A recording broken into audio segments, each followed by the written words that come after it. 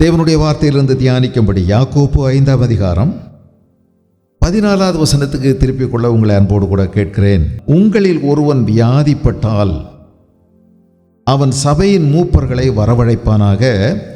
அவர்கள் கர்த்தருடைய நாமத்தினாலே அவனுக்கு எண்ணெய் பூசி அவனுக்காக ஜெபம் பண்ண கடவர்கள் என்று எழுதப்பட்டிருக்கிறது.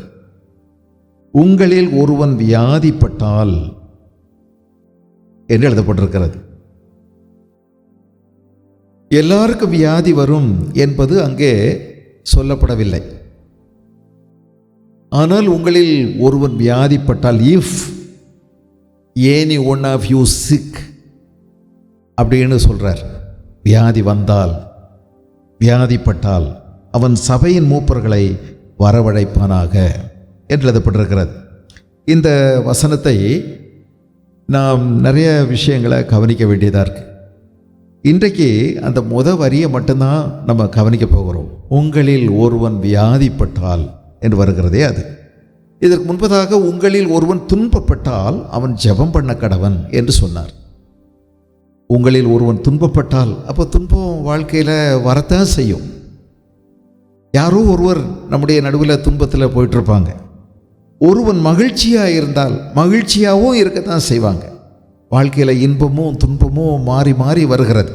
வாழ்க்கையின் பாதையில் மேடு பள்ளங்கள் இருப்பது போல ஆண்டவர் இவைகளை நம்முடைய வாழ்க்கையிலே அனுமதித்து வாழ்க்கையை சமச்சீர்படுத்துகிறார். நமக்கு இன்பமும் இருக்குது, துன்பமும் இருக்குது. அப்போது நீங்கள் துன்பப்படும் போது ஜெபம் பண்ணுங்க, இன்பமாக இருக்கும்போது சங்கீதம் பாடுங்க. முதிர்ச்சியானவர்கள் துன்பத்தையும் இன்பமாக மாற்றி விடுவார்கள்.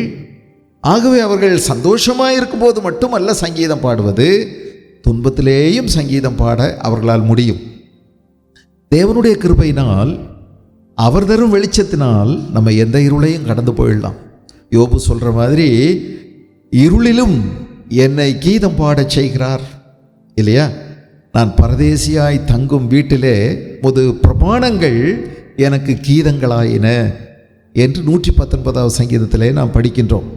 ஆகவே முதிர்ச்சியானவர்கள், கர்த்தரை அதிகமாய் நேசிக்கிறவர்கள், நேசிக்க பழகினவர்கள் துன்பத்திலும் சங்கீதம் பாடுவார்கள்.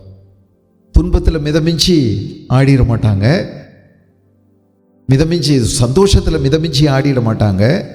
துன்பத்தில் ரொம்ப கீழே போய் நொறுங்கி போகவும் மாட்டாங்க. நீங்கள் விழவே மாட்டீங்கிறது உங்களுடைய நம்பிக்கையாக இருந்தால் அது தவறு. நம்முடைய நம்பிக்கை என்னவென்றால், நான் விழுந்தாலும் எழுந்திருப்பேன், கர்த்தர் என்னை எழும்பச் செய்வார் என்பதுதான் நமக்கு ஆண்டவர் கொடுத்திருக்கக்கூடிய விசுவாசம். நீதிமான் 7 தரம் விழுந்தாலும் எழுந்திருப்பான். அது ஒரு அற்புதமான ஒரு ஆண்டவர் கொடுத்திருக்கிற உண்மை. ஆகவே தள்ளப்படுகிற நேரங்கள் இருக்கத்தான் செய்யும், பல நேரங்களில் வீழ்ச்சிகள் ஏற்படத்தான் செய்யும். ஆனால் ஆண்டவர் நம்மை கைதூக்கி எடுக்கிறார். அதுபோல உங்களில் ஒருவன் வியாதிப்பட்டால், வியாதிகள் வரலாம். வியாதிப்பட்டால் இது யாருக்கு எழுதுகிறார்? விசுவாசிக்கு தான். ஒரு கிறிஸ்தவத்திலே ஒரு ஒரு போதனை இருக்கிறது. அந்த போதனை என்னவென்றால், இயேசு கிறிஸ்துவின் மீது உனக்கு விசுவாசம் இருக்குமானால் உனக்கு வியாதியே வரக்கூடாது, வரவே வராது என்று அவர்கள் போதிக்கிறார்கள். அளவு கடந்த அழுத்தம் விசுவாசத்துக்கு கொடுத்து இல்லாத ஒன்றை அவர்கள் இவ்விதமாய் போதிக்கின்றார்கள். யாருக்காவது வியாதி வந்துருச்சுன்னா விசுவாசம் இல்லை, அதனால தான் உனக்கு வியாதி வந்திருக்கு அப்படின்னு போதிக்கிறாங்க. கேன்சர் வந்துருச்சு, உனக்கு விசுவாசம் இல்லை, அதனால தான். நீ விசுவாசித்தனா ஆண்டவர் இது உனக்கு சுகத்தை கொடுத்துடுவார்.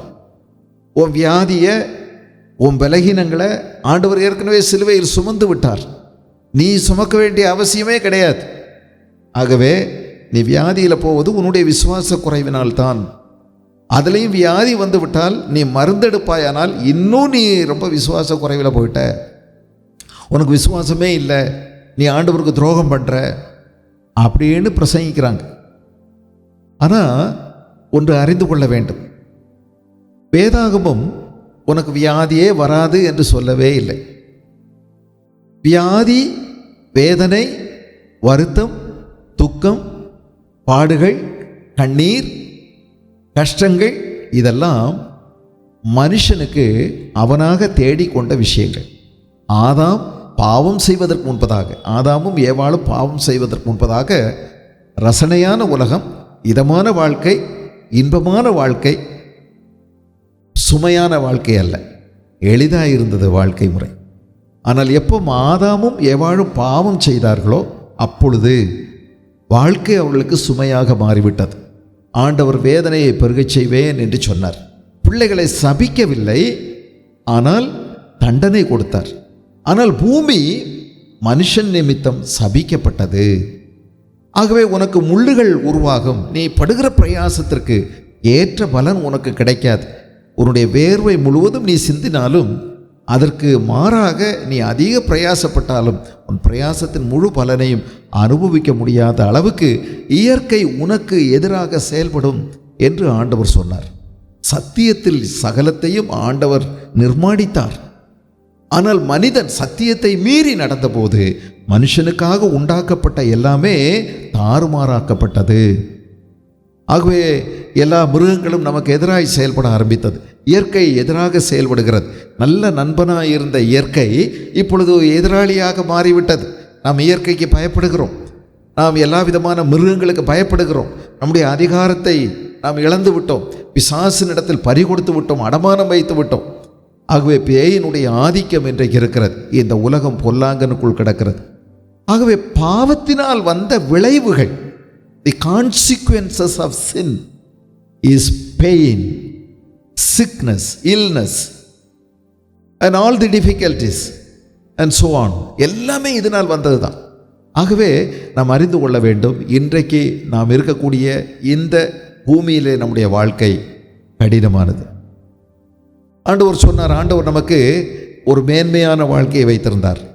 எப்படி என்றால், இந்த நன்மை தீமை அறியத்தக்க பழத்தை சாப்பிடாமல் ஜீவ விருட்சத்தின் கனியை புசித்து கொண்டே இருக்கும் அளவும் நம்முடைய ஆயுசு நாட்கள் பெருகி கொண்டே போகும். சாவே இல்லை. நம்ம சாப்பிட்டா இப்போ ஜீவனோடு இருக்கிறதுக்காக சாப்பிட்றோம், சுவாசிக்கிறோம். இதுபோல் நீங்கள் அந்த பழத்தை சாப்பிட்டு கொண்டே இருந்தால் உங்கள் ஆயுசு காலம் பெருகி கொண்டே இருக்கும், மரணமே கிடையாது, எப்பொழுதும் வாழ்வீர்கள். உங்களுடைய வேலிடிட்டி பீரியட் எக்ஸ்டெண்ட் ஆகிக்கொண்டே இருக்கும் என்பது ஏதேன் தோட்டத்தில் ஆதாமுக்கும் ஏவாளுக்கும் ஆண்டவர் வாக்குரைத்தது. ஆனால் அவர்கள் இந்த நன்மை தீமை அறியத்தக்க விருட்சத்தை சாப்பிட்டா செத்து போவீங்கன்னு திட்டவட்டமாக சொல்லியும் அதை சாப்பிட்டாங்க. மரணம் குறுக்கிட்டது, மரணம் வந்தது. அது பிறகு ஆண்டவர் சொன்னார், மனுஷனே நீ மண்ணாக இருக்கிறாய், மண்ணிலிருந்து எடுக்கப்பட்ட நீ திரும்ப மண்ணுக்கே போவாய் என்று சொன்னார். ஆக மரணம் நமக்கு வந்துவிட்டது. மரணம் வந்தது மட்டுமல்ல, நம்முடைய சரீரத்திற்கு வியாதியும் வேதனைகளும் பெருகும் என்றும் ஆண்டவர் சொன்னார். வியாதி அதனால தான் வந்து கொண்டே இருக்கிறது. ஆக வியாதி நம்முடைய ஆதி பெற்றோர்கள் ஆதாமும் ஏவாளும் நமக்கு தேடித்தந்த பரம்பரை சொத்து. ஆக எல்லாரும் நம் மண்ணான சரீரத்தோடு இருக்கிறபடியினால் நமக்கு அதற்குரிய சில பாதிப்புகள் இருக்கத்தான் செய்கிறது. பாவத்தினால் வந்த பாதிப்புகள். எல்லாருக்கும் தலைவலிக்குது, எல்லாருக்கும் ஜலதோஷம் வருது. ஜலதோஷம் வராதவங்க யாராவது இருக்கீங்களா? உங்கள் விசுவாச குறைவினால தான் எப்பவும் ஜலதோஷம் வருதா? வயிற்று வலி வருது, அஜீரண கோளாறுகள் வருது, நீங்கள் ரொம்ப தூரம் நடந்த கால் வலிக்குது, சுமையை ரொம்ப தூக்கிட்டு போனீங்கன்னா கழுத்து வலிக்குது. எல்லா விஷயங்களும் நமக்கு தாராளமாக சகஜமாக நடந்துக்கிட்டே இருக்கு. இது விசுவாச குறைவல்ல. உங்கள் சரீரம் இப்படி பலவீனமான ஒரு சரீரம், மண்ணிலிருந்து எடுக்கப்பட்ட ஒரு சரீரம். ஆக அதில் கிராக் விழும், சும்மா ஒரு ஓட்டை விழுந்துடும், ஏதாகலும் சில பாதிப்புகள் வந்துவிடும். ஆக இது வழக்கமானது தான். ஆக இதிலிருந்து யாரும் நம்ம தப்பிக்க முடியாது. நீங்கள் விசுவாசிகளாக இருந்தாலும் தேவனுடைய பிள்ளைகளாக இருந்தாலும் வியாதி வருவது உறுதி. எல்லாருக்கும் ஒரே மாதிரி வியாதி வரும்னு சொல்லலை. சிலர் நீண்ட காலம் வியாதி இல்லாமல் இருக்கலாம். ஆனால் ஆரோக்கியமான ஒருவர் கூட இந்த உலகத்தில் இல்லை. பூரண ஆரோக்கியம் உள்ளவர்கள் யாருமே இல்லை. நீங்கள் சில நேரம் நினைப்பீங்க, எனக்கு தான் இந்த கஷ்டம், எனக்கு தான் இந்த பாடு, எல்லாரும் நல்லா இருக்காங்க அப்படின்னு நீங்கள் நினைப்பீங்க. ஆனால் எல்லாருக்குமே ஏதோ ஒரு பாதிப்பு இருக்கத்தான் செய்யும். பூரணமாக நல்ல ஆரோக்கியம் உள்ள ஒருவரை கூட நீங்கள் இந்த உலகத்தில் பார்க்கவே முடியாது. சரிதானா? இயேசு கிறிஸ்து இந்த இஸ்ரவேலர்களுடைய காலங்களில் 40 வருஷம் வனாந்திரத்தில் நடந்தாங்க இல்லையா? அப்போது ஆண்டவர் ஜனங்களை ஆச்சரியமாய் பாதுகாத்தார். அது ஒரு ஆச்சரியமான ஒரு சூழ்நிலை. அவர்கள் நீண்ட தூரம் நடந்தாலும் கால்கள் வீங்கவில்லை, அவருடைய செருப்பு தேய்மானம் அடையவில்லை. அவர்களுடைய அங்கே யாரும் செருப்பை பழுது பார்க்கறதுக்கு ஆள் தேவைப்படலை. அவருடைய வஸ்திரம் பழையதாய் போகவில்லை. அவர்களுக்கு ஆனால் தண்ணி இல்லை, ஆகாரம் இல்லை. ஆண்டவர் ஆச்சரியமாய் அவர்களை சந்தித்தார். ஆனால் அவர்கள் பாவம் செய்த சில வேளைகளில் அவர்களுக்கு சில நேரங்களில் சில தண்டனைகளை ஆண்டவர் கொடுத்தார். அதில் அநேகர் மரித்து போனார்கள். வியாதி இல்லாமல் ஆண்டவர் பாதுகாத்தார். பகலிலே மேகஸ்தம்பமாயும் இரவிலே அக்னி ஸ்தம்பமாயும் அவர்களோடு கூட இருந்தார். இந்த ஜனங்களுக்கு ஆண்டவர் சொன்னார், நீங்கள் என் வார்த்தையின்படி கீழ்ப்படிந்து நடப்பீர்களானால் எகிப்தியருக்கு வந்த வாதை ஒன்றும் உங்களுக்கு வராது என்று ஆண்டவர் சொன்னார். யாத்ராகமத்தின் புஸ்தகம் 15வது அதிகாரம், யாத்ராகமம் 15 26வது வசனம், 15:26. நீ உன் தேவனாகிய கர்த்தரின் சத்தத்தை கவனமாய் கேட்டு அவர் பார்வைக்கு செம்மையானவைகளை செய்து அவர் கட்டளைகளுக்கு செவி கொடுத்து அவருடைய நியமங்கள் யாவையும் கை கொண்டால் நான் எகிப்தியருக்கு வரப்பண்ணின வியாதிகளில் ஒன்றையும் உனக்கு வரப்பண்ணேன். நானே உன் பரிகாரியாகிய கர்த்தர் என்றார். நானே உன் பரிகாரியாகிய கர்த்தர். எகிப்தியருக்கு வரப்பண்ணின வாதைகளை உனக்கு வரப்பண்ண மாட்டேன். வியாதியை எகிப்தியருக்கு சில குறிப்பிட்ட வியாதி தான் வந்தது. 10 வாதைகள் என்று சொல்லுகிறோம். 10 விதமான தண்டனை என்று கூட நீங்கள் அதை சொல்லலாம். வாதை என்ற வார்த்தைக்கு தண்டனைகள் என்று கூட நீங்கள் உபயோகித்து சொல்லலாம். அதில் அவர்களுக்கு கொப்பளங்கள் வந்தது. அவர்களுக்கு எல்லாம் வியாதி அல்ல, ஆனால் பல தண்டனைகள் அவர்களுக்கு வந்தது. தண்ணீர் இரத்தமாக மாறியது, தவளை நிறைய பிறப்பித்தது, வண்டுகள் நிறைய ஏராளமாக வந்துச்சு இல்லைங்களா? காரிருள் அங்கு ஏற்பட்டது ஒரு 3 நாள். இப்படி வந்ததில் கொப்பளங்கள் அவர்களுக்கு வந்தது. ஆனால் எல்லா வியாதியும் வரல. ஆனால் தேவனாய கர்த்தர் வியாதி ஏராளமான வியாதிகள் இருக்குது, ஆயிரக்கணக்கான வியாதிகள் இருக்குது. இன்றைக்கும் புதிய புதிய வியாதிகள் கண்டுபிடிச்சிக்கிட்டே இருக்காங்க. வைத்தியர்கள் மருத்துவர்கள் படித்து வெளியே வந்த பிறகு அவங்க படிக்காத எத்தனையோ வியாதிகளை அவங்க சந்திக்க வேண்டியதாக இருக்குது. புதிதாக புதிய புதிய கிருமிகள் உருவாகிறது, புதிய புதிய பாதிப்புகளை ஏற்படுத்தி கொண்டே இருக்கிறது. நம்ம கேள்விப்படுறோம்ல, ஒவ்வொரு முறையும் நிறைய விதமான புதிய வியாதிகள் வருகிறது. இப்போது பயங்காட்டிகிட்டு இருக்காங்க, கொரோனாவை விட 3 மடங்கு பயங்கரமான வியாதி கிருமிகள் தோன்றக்கூடும் என்று சொல்லுகிறார்கள். சைனாக்காரன் தான் ஆரம்பித்து வைக்க போகிறானான்னு தெரியலை, ஆனால் அவங்க சொல்கிறாங்க ஏதோ வருதுன்னு. அது 3 நாளில் ஆளை கொண்டு போயிடும் அப்படின்னு சொல்கிறாங்க. இந்த மாதிரி பலவிதமான வியாதிகள் புதிதாக உருவாகி கொண்டே இருக்கிறது. அதற்கு முற்றுப்புள்ளி வைக்கவே முடியலை. நிறைய வந்துக்கிட்டே இருக்குது, நிறைய வருது, நிறைய கிருமிகள் உருமாற்றம் அடைகின்றன. நிறைய வேரியண்ட் விதமாக புதுசாக தன்னை மாற்றிக்கொண்டே இருக்கிறது என்றெல்லாம் சொல்லுகிறார். ஆக அதுக்கு ஒரு மருந்தையும் சரியாக கண்டுபிடிக்க முடிய மாட்டேங்குது. ஒரே நிலையாக இருந்துச்சுன்னா பாக்டீரியா அல்லது மற்ற கிருமிகள் ஒரே நிலையாக இருக்கிறதுனால கண்டுபிடிக்க முடியுது. ஆனால் வைரஸ் தன்னை மாற்றிக்கொண்டே இருக்கிறதுனால சரியாக கண்டுபிடிக்க முடிய மாட்டேங்குது. அதனால் எத்தனையோ இதுவரைக்கும் உள்ள நோய்களுக்கு நம்மால் மாற்று மருந்து கண்டுபிடிக்க முடியவில்லை, வேக்சின் கண்டுபிடிக்க முடியலை, அநேகத்துக்கு அதற்கு தடுப்பு மருந்து கண்டுபிடிக்க முடியலை. வந்தால் அதை சுகமாக்க நம்ம இடத்துல மருந்து இல்லை. கேன்சர் வியாதியில் எத்தனையோ வகையான கேன்சர் வியாதிகள் இருக்கிறது. ஆனால் அவைகளில் சிலவற்றை குணமாக்கலாம், பலதும் நம்மால் குணமாக்க முடியாமல் போகிறது. ஆயுசு நாட்களை நீட்டி கொடுக்கக்கூடியதாக இருக்கிறது, அவ்வளோதான். கொஞ்சம் கூட மருத்துவத்தினால நீட்டி வைக்கலாம், அவ்வளவுதான். ஆக நமக்கு வரக்கூடிய வியாதிகள் ஏராளமாக இருக்குது. சிலது தொற்று நோய்களாக இருக்கிறது, பரவக்கூடிய வியாதிகளாக இருக்கிறது. ஒரு காலத்தில் பிளாக் ஃபீவர் அப்படின்னு சொன்னாங்க, அப்புறம் நிறைய காலரா அப்படின்னு சொன்னாங்க. இதெல்லாம் பரவக்கூடிய வியாதிகள். இப்போ வந்த கொரோனா வியாதி, சிக்கன் குனியா வியாதி, இவைகளெல்லாம் பாருங்கள் எவ்வளோ சீக்கிரமாக பரவக்கூடியதாக இருந்தது. ஒருவரிடமிருந்து ஒருவருக்கு எளிதாக பரவக்கூடியதாக இருந்தது. இதிலெல்லாம் நம்ம போகும்போது விசுவாசிகள் இதிலிருந்து தப்பிக்க முடியாது. உங்களில் ஒருவன் வியாதிப்பட்டால், சபைக்குத்தான் எழுதுகிறார், தேவனை விசுவாசிக்கிற மக்களுக்கு தான் எழுதுகிறார். ஆகவே இது விசுவாசிகளுக்கு வியாதிகள் வரும் என்பதில் உறுதி, ஐயப்பாடு உறுதிதான், அதில் ஐயப்பாடு இல்லை. வரலாம். அப்படி வந்தால் இந்த வியாதி எப்பொழுதும் பாவத்துக்கான காரணம் என்று சொல்ல முடியாது. ஆனால் பாவத்தினால் வியாதிகள் வரத்தான் செய்கிறது. பாவம் செய்வதனால் வியாதி வருகிறது. நீங்கள் வேத புஸ்தகத்தில் பார்த்தீங்கன்னா, இந்த எலிசாவுக்கு ஒரு வேலைக்காரர் தான் கேயாசி. இந்த கேயாசி அவனுக்கு பொருளாசையும் பண ஆசையும் பெருகி போயிடுச்சு. அந்த ஐயாவுடைய வார்த்தையை கேட்கல. அவனுடைய மனசு உலகத்துக்கு பின்னாடி ஓடிச்சு. அதை வாங்கிறதுக்காக நாகமானிடம் தேடி போனான். வாங்கி கொண்டு வந்து ரகசியமாக ஒரு இடத்துல ஒளிச்சு வச்சுட்டு ஐயா முன்னாடி ஒன்றும் தெரியலை, ஒன்றும் நடக்காத மாதிரி வந்து நடிச்சுக்கிட்டு நிற்கும்போது, இந்த குஷ்டரோகம் உனக்கும் உன்னுடைய தலைமுறைக்கும் இருந்து கொண்டே இருக்கும் என்று ஒரு சாபம் அவனுக்கு கிடைத்தது. அவன் ஒரு குஷ்டரோகியாக மாறினான். நாகமானுடைய குஷ்டம் அவனுடைய சந்ததிக்கும் பரம்பரைக்கும் போய்கொண்டே இருந்திருக்கிறது. ஒருவேளை இன்றைக்கு நாகமானுடைய சந்ததி இருப்பார்களே, ஆனால் அவர்களுக்கு ஒருவேளை குஷ்டம் இருக்கக்கூடும் என்பதுதான் உண்மை. ஏன்னால் அது அவங்களுடைய பரம்பரைக்கு அவர் சம்பாதிச்சு கொடுத்துட்டு போயிட்டார். அவருடைய பரம்பரைக்கே பாருங்க, பாவத்தினால வியாதி வருகிறது என்பது உண்மைதான். உசியா என்று ஒரு அரசன் இருந்தார். நல்ல ராஜா தான், நல்ல ஆண்டவரை நேசித்தார். ஆனால் ஒரு நேரத்தில் அவருக்கு தான் ராஜாவாக இருப்பது மாத்திரம் அல்ல, அதுக்கு மேலே எதுவும் ஆசை வந்துருச்சு அவருக்கு. அவரே ஆசாரியனாகவும் இருக்க வேண்டும். ஆக எல்லாமே அவருடைய கட்டுப்பாட்டுக்குள்ள இருக்கணும். சிங்கிள் ஆள், தனி ராஜ்யம், எல்லாமே சர்வாதிகாரம், ஒரே மாயை, ஒரே கட்டுப்பாட்டில் இருக்கணும், நான் சொன்னால் எல்லாம் கேட்கணும் அப்படின்னு ஆசைப்பட்டார்.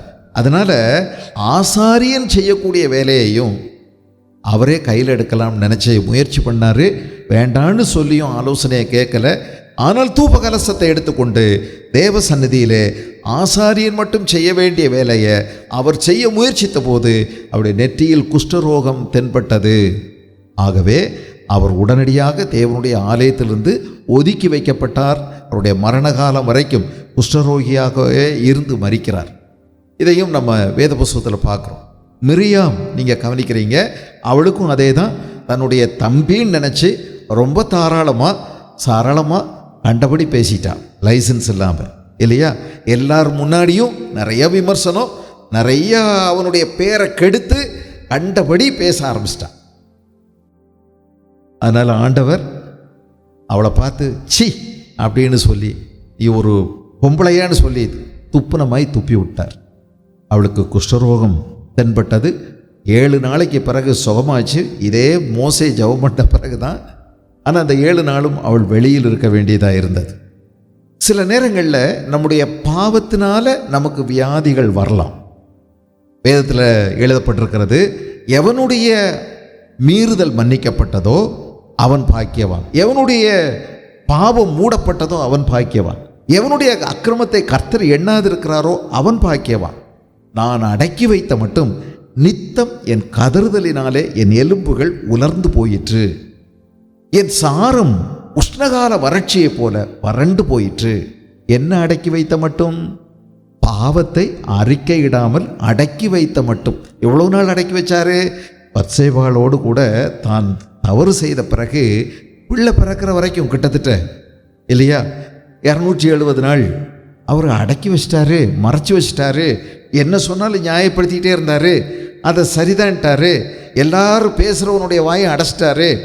யாரும் பத்திரிகையில் வெளியே விடாத மாதிரி அவர் உடனே பத்திரிகை சுதந்திரத்தை தடுத்துட்டாரு. இன்டர்நெட்டெல்லாம் உடனே தடை பண்ணிட்டார்.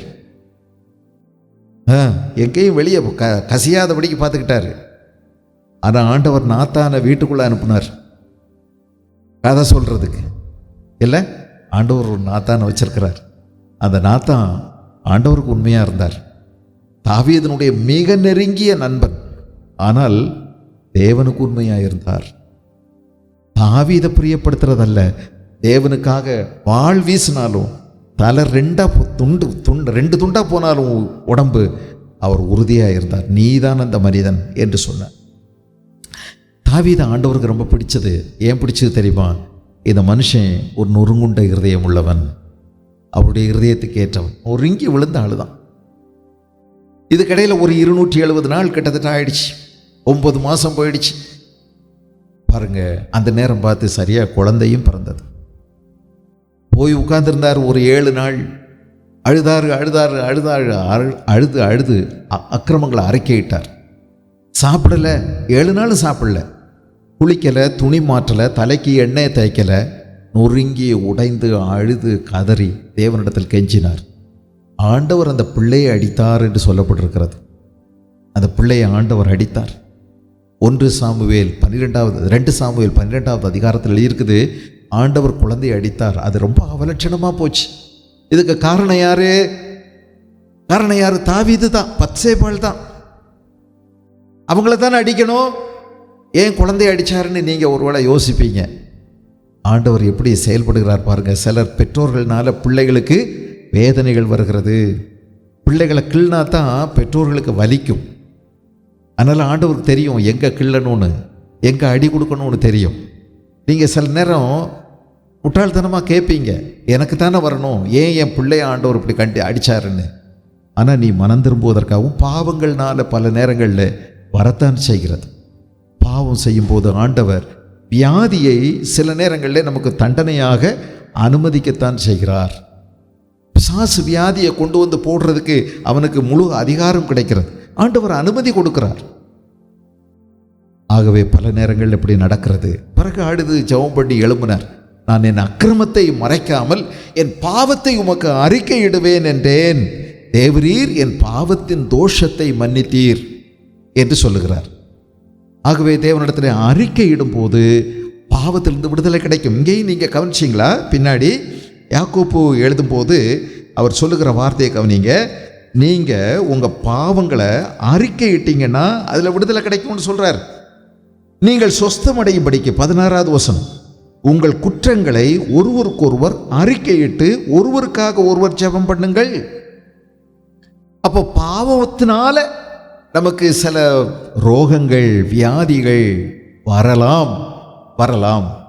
ஆக நம்ம என்ன செய்யணும்? அப்படியானா ஆராய்ந்து பார்க்க வேண்டும். எதினால் எனக்கு ஆண்டவர் இந்த வியாதியை அனுமதித்திருக்கிறார் என்று நீங்கள் உங்களை உய்த்து ஆராய வேண்டும்.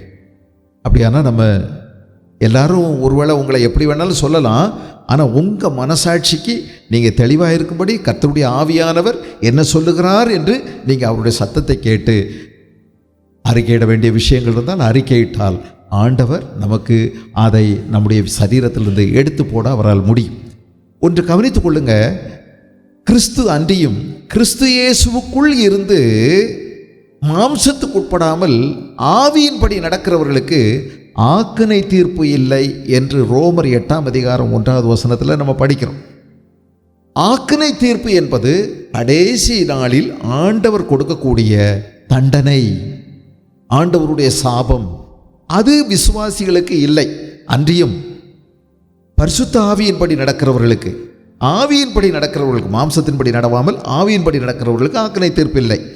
அப்படியானால் இங்கே செய்கிற தப்பிதங்களுக்கு இங்கேயே நாம் தண்டிக்கப்பட வேண்டும். அங்கே இல்லை, விசுவாசிகளுக்கு ஆண்டவருடைய கோபம் இல்லை, கோபாக்கினை இல்லை, ஆக்கினை தீர்ப்பு இல்லை.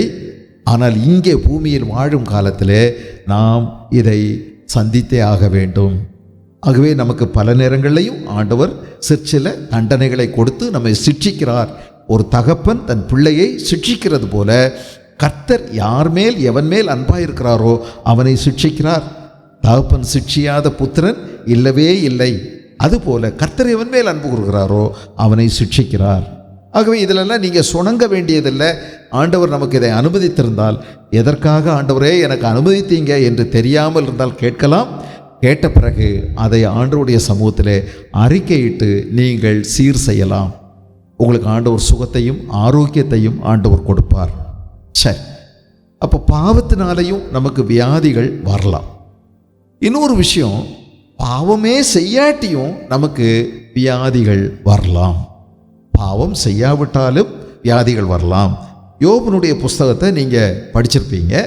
யோபுனுடைய புஸ்தகத்தில் யோபுவை குறித்து ஆண்டவர் பேயினிடத்தில், பிசாசினிடத்திலேயே உன்னதமான ஒரு சாட்சியை கொடுக்கிறார் இல்லையா? யோபுனுடைய புஸ்தகத்தில் நீங்கள் 2வது அதிகாரம், பின்னொரு நாளிலே தேவபுத்திரர் கர்த்தருடைய சந்நிதியில் வந்து நின்றபோது சாத்தானும் அவர்கள் நடுவிலே கர்த்தருடைய சந்நிதியில் வந்து நின்றான். நீங்கள் யோசிக்கலாம், கர்த்தருடைய சந்நிதியில் சாத்தான் போக முடியுமான்னு. அவனுக்கு அனுமதி இருக்கிறது, தேவ சந்நிதியில் வந்து நிற்கிறான். அப்போ தேவதூதர்கள் எல்லாம் கூடியிருக்கக்கூடிய இடத்துல அவனுக்கும் போகிறதுக்கு வாய்ப்பு இருக்கிறது. தேவதூதர்களுக்கு புரியவில்லை இவன் யாருன்னு. ஒருவேளை அவன் ஒளியின் தூதனுடைய வேஷத்தை அவன் தரித்து கொண்டு போகலாம், தன்னுடைய வெளி வேஷத்தை மாற்றிக்கொண்டு அவன் போக முடியும். இருளின் தூதன் தான், இருளில் தள்ளப்பட்டவன் தான். ஆனால் அவன் ஒளியின் தூதனுடைய வேஷத்தை தரித்து கொள்வானே, இது ஒன்றும் ஆச்சரியம் அல்ல என்று வேதம் சொல்லுகிறது. ஆகவே இவன் தேவ சந்நிதியில் வந்து நிற்கும் போது தேவதூதர்களுக்கு தெரிஞ்சிருந்தா தான் அவங்க விரட்டியிருப்பாங்களே. ஆண்டவருக்கு தெரிகிறது. கர்த்தர் சாத்தானை பார்த்து, நீ எங்கே இருந்து வருகிறாய் என்றார். சாத்தான் கர்த்தருக்கு பிரதியுத்தரமாக, எவ்வளவு அவன் சவுடாலா பேசுகிறான் பாருங்க, தெனாவட்டா பேசுகிறான். பூமி எங்கும் உலாவி அதில் சுற்றி திரிந்து வருகிறேன் அப்படின்னு சொல்கிறான். அப்போது ஆண்டவர் கேட்குறாரு, கர்த்தர் சாத்தானை நோக்கி, நீ என் தாசனாகிய யோபின் மேல் கவனம் வைத்தாயோ? உத்தமனும் சன்மார்க்கனும் தேவனுக்கு பயந்து பொல்லாப்புக்கு விலகுகிறவருமான மனுஷனாகிய அவனைப் போல பூமியில் ஒருவனும் இல்லை. முகாந்திரம் இல்லாமல் நீ அவனை நிர்மூலமாக்கும்படி நீ என்னை ஏவின போதிலும் அவன் இன்னும் தன் உத்தமத்தில் உறுதியாய் நிற்கிறான். இது ஒரு முறை அல்ல, பல முறை ஆண்டவர் சாத்தானுக்கு சொன்னார் யோபுவை குறித்து. உத்தமன் சன்மார்க்கன், கர்த்தருக்கு பயந்து பொல்லாப்பை விட்டு விலகுகிறவன், இப்படிப்பட்ட ஒரு மேலான ஒரு மனுஷன். அவனை போல பூமியில் யாருமே அந்த நேரத்தில் இல்லை. ஆனால் அவனுக்கு வியாதி வந்தது. ஏன் வந்தது? இந்த ஆண்டவருக்கும் பிசாசுக்கும் இடையில் நடக்கக்கூடிய இந்த சவால் யோபுவுக்கு தெரியவே தெரியாது. இங்கே பின்னாடி தான் எழுதியிருக்குது. இந்த யோபின் புஸ்தகம் யார் எழுதுனாங்கன்னு தெரியலை. யோபுவுக்கு பின்னாடி தான் வெளிப்பட்டாலும் வெளிப்பட்டிருக்க வேண்டும், முதல்ல தெரியவே தெரியாது. தெரிஞ்சிருந்தா அவர் கர்த்தரிடத்திலிருந்து அநேக நன்மைகளை பெற்ற நாம் சில தீமைகளையும் பெறக்கூடாதோன்னு சொல்லி எழுதியிருக்க மாட்டார். அவருக்கு தெரியாது.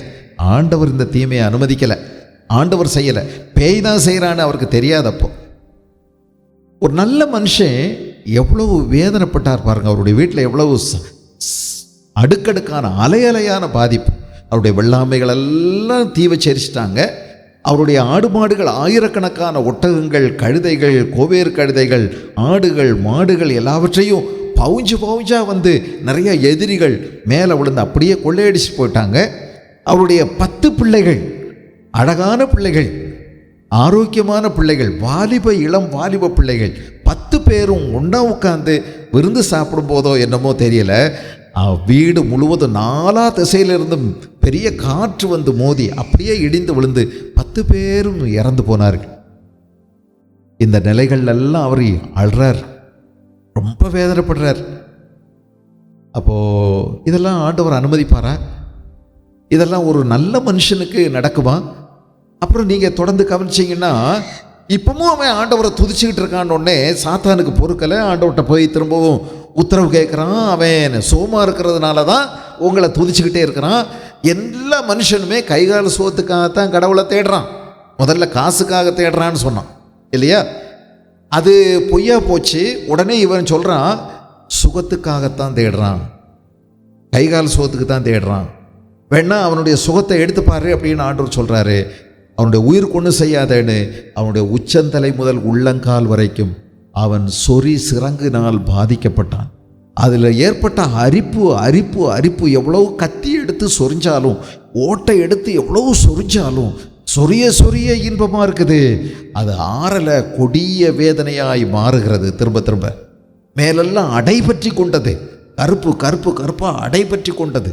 ஐயோ, குளிக்க முடியலை, ராத்திரி தூங்க முடியலை, உட்கார முடியலை, சொரிகிறாரு, வேதனைப்படுறாரு. காயம் ரத்தம் வடிகிறது. இவர் படுற பாட்டை அந்த அம்மாவால் பார்த்து சகிக்க முடியலை. இவ்வளோ வேதனைப்படுறானே இந்த மனுஷன். 4 கெட்ட வார்த்தையை கூட ஆண்டவர் மேலே பேசிட்டு உயிரை விடு அப்படின்னு கூட சொல்கிறாங்க. பேய் அந்த அம்மா மூலமாக வந்துடுச்சு. அப்பவும் அவர் சொல்கிறாரு, அந்த ஓட்டை எடுத்து சொரிஞ்சுக்கிட்டு இருக்கும்போதும் சொல்கிறாரு, நீ பைத்தியக்காரி பேசுனது போல பேசுகிறாய். கர்த்தரிடத்திலிருந்து அநேக நன்மைகளை பெற்றிருக்கிறோம், சில தீமைகளை பெறக்கூடாதா? அப்படின்னு சொல்கிறார். ஆனால் ஆண்டவர் தீமையை கொடுக்கலை, அவருக்கு தெரியாதப்போ. நீங்கள் இதை மாதிரி சொல்லிட்டு இருக்காதீங்க. ஆண்டவர் ஒருபோதும் அவர் பரத்திலிருந்து வருகிற எல்லாமே நல்லது, பரத்திலிருந்து வருகிறது எல்லாமே மேன்மையானது. நன்மையான எந்த ஈவும் பூரணமான எந்த வரமும் பரத்திலிருந்து உண்டாகி ஜோதிகளின் பிதாவினிடத்திலிருந்து இறங்கி வருகிறது. ஆகவே இதை நீங்கள் அறிந்து கொள்ள வேண்டும். ஆனால் நல்லவர்களுக்கும் இப்படி வருதா?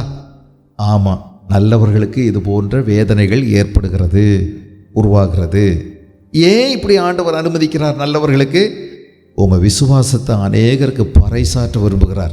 இப்படி ஒரு மனுஷன் இவ்வளவு மோசமான நிலையிலும் ஆண்டவருக்கு உத்தமமாய் அவரை சேவித்து பின்பற்றினான். அவனுடைய பொறுமையினால் அவன் திரும்பவுமாய் அற்புதங்களை கண்டடைந்தான்.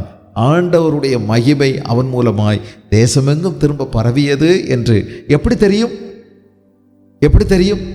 அவர் பட்ட உபத்திரவங்களில் அவர் ஆண்டவரை உறுதியாய் பின்பற்றினது உலகுக்கே சாட்சியாக மாறுது. அதனால் சில நேரங்களில் உங்களுடைய வியாதியின் மூலமாய் தேவன் மகிமைப்படுகிறார். ஆகவே கர்த்தர் சில நேரங்களில் அனுமதிக்கிறார் என்பதை நாம் அறிந்து கொள்ள வேண்டும். வேதாகமத்தில் நீங்கள் சிலரை பார்த்தீங்கன்னா, தொற்காள் என்ற ஒரு பெண், அவள் குடும்ப பெண்ணா என்னன்னு தெரியலை, ஆனால் இவளை பற்றி நல்ல வார்த்தைகள் எழுதப்பட்டிருக்கிறது. 9ஆம் அதிகாரம் அப்போஸ்தலர் நடபடிகளில் 9:36 வசனத்தில், யோப்பா பட்டணத்தில் கிரேக்கு பாஷையிலே தொற்காள் என்று அர்த்தம் கொள்ளும் தபித்தாள் என்னும் பெயருள்ள ஒரு சீஷி இருந்தாள். இயேசுவை பின்பற்றுகிற சீஷர்கள் நிறைய பேர் இருக்கும்போது சீஷி என்று இவளை குறித்து சொல்லப்பட்டிருக்கிறது. ஒரு பெண், எவ்வளவு இயேசுவே இல்லைங்க, ஆனால் இயேசுவை பின்பற்றுகிறாள். எல்லா இடத்துலையும் இயேசுவை பின்பற்றுகிறாள், இயேசு போல நடக்கிறாள், இயேசுவையே நோக்கி நடக்கிறாள். சீஷி இருந்தாள். அவள் நற்கிரியைகளையும் தர்மங்களையும் மிகுதியாய் செய்து கொண்டு வந்தாள். அந்நாட்களில் அவள் வியாதிப்பட்டு மரணமடைந்தாள். புரிஞ்சிங்களா? இப்படி இயேசு கிறிஸ்துவை பின்பற்றுகின்ற எல்லாரும் அறிந்திருக்கிற அளவுக்கு அவள் சாட்சி, நற்சாட்சி கொண்ட ஒருத்தி, நல்ல சாட்சி உண்டு அவளுக்கு. நற்கிரியைகளையும் தர்மங்களை செய்து வந்தவள் வியாதிப்பட்டு மரணமடைந்தாள். அநேக நேரங்களில் நம்ம மரிக்கிறது வியாதியினால் மரிக்கின்றோம். எப்படி ஒரு சட்டை பழசாக போகுதோ, துணி பழசாக போகுதோ, அது மாதிரி உடம்பு பழசாகிடுது. போக போக போக போக பலகீனம் அடையுது. நீங்கள் 11ஆவது அதிகாரம் நீங்கள் பிரசங்கியின் புஸ்தகத்தை படித்தீங்கன்னா, வாலிபனே உன் இளமையில் உன் வாலிப பிராயத்தில் உன் சிருஷ்டிகரை நினை, தீங்கு நாட்கள் வராததுக்கு முன்னும், எனக்கு நல்லதல்ல என்று சொல்லக்கூடிய நாட்கள் வருவதற்கு முன்னும். நிறைய விஷயம் இப்போ நமக்கு பிடிக்கும். நமக்கு இப்போ நியூடில்ஸ் பிடிக்கும், பானிபூரி பிடிக்கும், அப்புறம் பீஸா பிடிக்கும், பர்கர் பிடிக்கும். இதெல்லாம் தான் இப்போ பிடிக்கும். ஆனால் ஒரு நேரம் வரும் வரும் வரும் வரும் பாருங்க, நிறைய பிடிக்கலைன்னு சொல்லுவோம் இல்லை, இது எனக்கு பிடிக்கலை பிடிக்கலை பிடிக்கலை பிடிக்கலை பிடிக்கலை, பிறகு எதுவுமே பிடிக்கலை, எதுவுமே வாய்க்கு ருசியாக இல்லை. தீங்கு நாட்கள் வராததற்கு முன்னும், இது எனக்கு நல்லதல்ல என்று சொல்லும் காலங்கள் வருவதற்கு முன்னும் உன் வாலிப பிராயத்திலே உன் சிருஷ்டிகரை நினை. அவர் நிறைய சொல்கிறார். அப்புறம் என்னெல்லாம் நடக்கும்?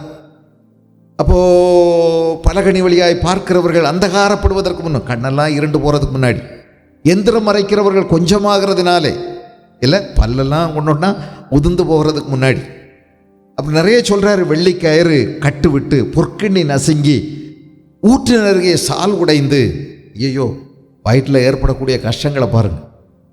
வாதுமை மரம் பூ பூத்து எல்லாம் வெள்ளையாகி இல்லை, இப்படியெல்லாம் போகக்கூடிய நாட்கள் வருவதற்கு முன்னே உன் சிருஷ்டிகரை நினை என்று சொல்லுகிறார். இப்போ வயசாக வயசாக எப்படியெல்லாம் ஆகுது பார்த்தீங்களா? முதல்ல குழந்தை 4 காலில் நடக்குது, அப்புறம் வயசாகும் போதும் அதே மாதிரி நமக்கு 4 கால் வேணும். ஏதாவது பிடிச்சிட்டு தான் நடக்கணும் இல்லையா? அதான் நடக்க வேண்டியிருக்கு. வயசான பிறகு கண்ணு தெரியலை, கால் நடக்க முடியலை, கை தடுமாறுது, எல்லாமே நரம்புகள் எல்லாம் பலகீனமாக மடையுது, எல்லாம் போயிடுது. அப்போ இப்படி கொஞ்சம் கொஞ்சமாக போய் நமக்கு ஈஸியாக எது வேணாலும், என்ன நோய் வேணாலும் தாக்குதல் செய்யலாம். வியாதியினால் மரித்து போகிறாங்க. நிறைய பேர் வியாதியினால் மரித்து போகிறாங்க. எலிசான்னு ஒரு தீர்க்கதரிசி இருந்தார். எலியாவின் ஆவி அவருக்கு 2 பங்காக இருந்துச்சு. எலியா கொஞ்சம் தான் அற்புதம் பண்ணார், எலிசா 21 அற்புதம் பண்ணார். அவர் சாகிறதுக்கு முன்னாடி 20 அற்புதங்களும், செத்த பிறகு திரும்ப ஒரு அற்புதமும் நடந்துச்சு. அவரை கொண்டு போய் புதைச்சிட்டாங்க. அதுக்கு பிறகு கொஞ்ச நாள் கழிச்சு, ஒரு 7-8 மாதத்துக்கு பிறகு தெரியாமல், பழைய குழின்னு தெரியாமல் விறுவிறுன்னு தோன்றதுக்கு ஈஸியாக இருந்துச்சு. ஒரு போர் வீரனை பட்டுன்னு அந்த போர்க்களத்தில் விறுவிறுன்னு தோன்றணுமே, இந்த இடம் பொதுன்னு இருக்குன்னு சொல்லி தோண்டினாங்க. ஆகாது. எலிசாவை புதைச்ச இடம். அவருடைய எலும்பில் இவனுடைய உடம்பு பட்ட உடனே அவன் உயிரடைஞ்சிட்டான். எத்தனை பேர் அவர் உயிரோடு எழுப்பினார்ல எலிசா. ஆனால் அந்த எலிசாவினுடைய கடைசி நாட்களை பாருங்கள், அவர் வியாதி, மரணத்துக்கு ஏதுவாய் வியாதிப்பட்டிருந்தார். ராஜா வந்து அழுறார், என் தகப்பனே இஸ்ரவேலுக்கு ஈட்டியும் புயபலவுமாக இருந்தவரே அப்படின்னு எல்லாம் ரொம்ப அழுறார். அப்போது வியாதியினால தான் எலிசா இறக்குறார். அவருக்கு என்னங்க, இவ்வளோ பெரிய வல்லமையை பெற்றவர், நிறைய பேரை உயிரோடு எழுப்பினவர், ஆனால் இறக்கும்போது வியாதி நிமித்தமாக இறக்குறார். அதனால் வியாதியினால் இறக்கிறது விசுவாச குறைவில்லை, இது நம்முடைய வழக்கமான நம்முடைய சரீரத்தின் போக்குது. இந்த பூமியில் இந்த பழசை களைந்து போடணும். இதில் பாரம் சுமந்து தவிக்கிறோம். இந்த போர்வையை நம்ம களைந்து போட முடியாது, நாமளாக தற்கொலை பண்ணிக்கிட முடியாது. ஆனால் இது மரணத்தின் மூலமாக ஜெயமாய் விழுங்கப்படுவதற்காக நம்ம காத்துக்கிட்டு இருக்கிறோம். இந்த கூடாரத்தில் தங்கும் வரைக்கும் நிறைய பாரம் நம்ம சுமக்க வேண்டியதாக இருக்கு. அதனால் இந்த சரீரம் நமக்கு ஆண்டவர் கொடுத்திருக்கிறார். பல வியாதிகள் வரத்தான் செய்கிறது. நீங்கள் விசுவாசித்திருந்தாலும், தேவனுக்கு பிரியமாய் நடக்கிறவர்களுக்கும் வியாதிகள் வருகிறது. இந்த வியாதி பல நேரங்கள்லையும் தேவனுடைய நாமத்தை மகிமைப்படுத்துறதுக்கும் உதவுது. பல நேரங்களில் இதுதான் நம்முடைய வழி. நம்ம கடைசியாக போய் முடிக்க வேண்டிய வழி இதுதான். மரணம் ஜெயமாக விழுங்கப்பட வேண்டும். ஆக நம்ம கடைசியாக பரிகரிக்க வேண்டிய, சந்திக்க வேண்டிய, ஜெயிக்க வேண்டிய கடைசி சத்ரு மரணம். ஆக நமக்கு இருக்கலாம். இந்த அம்மா இப்படி பாருங்க, நல்ல சீஷி தான், ஆனால் இறந்து போயிட்டாங்க. அப்போ இவங்க விசுவாச குறைவா அப்படி நீங்கள் சொல்ல போகிறீங்களா? இல்லை. ஆனால் இறந்துட்டாங்க. அப்புறம் என்ன செய்கிறாங்க? சரி, நம்ம கவனம் இவ்வளவு தான். அங்கே அந்த 9வது வசனத்தில், 9வது அதிகாரத்தில், அந்நாட்களில் அவள் வியாதிப்பட்டு மரணம் அடைந்தாள். 37 அவளை குளிப்பாட்டி மேல் வீட்டிலே கிடத்தி வைத்தார்கள். யோப்பா பட்டணத்தில் தான் பேதுரு இருக்கிறார்னு கேள்விப்படுறாங்க. அதனால அங்கே போய் கொஞ்சம் அவரை கூட்டிகிட்டு வர்றாங்க. பேதுரு எழுந்து அவருடனே கூட போனான். அவன் போய் சேர்ந்தபோது அவர்கள் மேல் வீட்டுக்கு அழைத்து கொண்டு போனார்கள். அப்பொழுது விதவைகள் எல்லாரும் அழுது தொற்கால் தங்களுடனே கூட இருக்கையில் செய்திருந்த அங்கிகளையும் வஸ்திரங்களையும் காண்பித்து அவளை சூழ்ந்து நின்றார்கள். பேதுரு எல்லாரையும் வெளியே போக சொல்லி முழங்கால் படியிட்டு ஜெபம் பண்ணி பிரேதத்தின் புறமாய் திரும்பி, தபித்தாளே எழுந்திரு என்றான். அப்பொழுது அவள் தன் கண்களை திறந்து பேதுருவை பார்த்து உட்கார்ந்தாள். ஹல்லேலூயா. வியாதிகள் ஒருவேளை விசுவாசிகளுக்கும் வரலாம் இல்லையா? எசேக்கியா ஒரு நல்ல அரசன்தான். அவனுக்கு வியாதி வந்தது. முதுகில் ஒரு பெரிய கட்டி, ஒருவேளை கேன்சர் கட்டியாக தான் இருக்கணும். அவரும் வைத்தியமெல்லாம் எல்லாமே முயற்சி பண்ணி பார்த்தார், ஒன்றும் வேலைக்கு ஆகலை. கடைசியில் ஏசாயா தீர்க்கதரிசி, அவர் நல்ல ஜெபம் பண்ணுறவர் தான், எல்லாம் ஜெபம் பண்ணி பார்த்தார், ஒன்றும் வேலைக்கு ஆகாதனால அவர் மரண பயம் அவருக்கு வந்து விட்டது. ஏசாயா தீர்க்கதரிசி ஆண்டவர் அனுப்பினார். அவர் வந்தார், உன் கணக்கு வழக்கெல்லாம் ஒழுங்கு பண்ணப்பா, வீட்டில் எங்கெல்லாம் என்னென்ன ரகசியமாக இருக்குதோ அதெல்லாம் கொடுத்துரு, சாவி, பீரோ சாவியெல்லாம் உன் மனைவிட்ட அல்லது பிள்ளைகள்கிட்ட ஒப்படைச்சிரு, வாங்கினது கொடுக்க வேண்டியது எல்லாத்தையும் சொல்லிடு, நீ அவுட்டு, டவுட்டே கிடையாது அப்படின்னு சொல்லிட்டாரு. அதனால் நீ முடிச்சிருப்ப.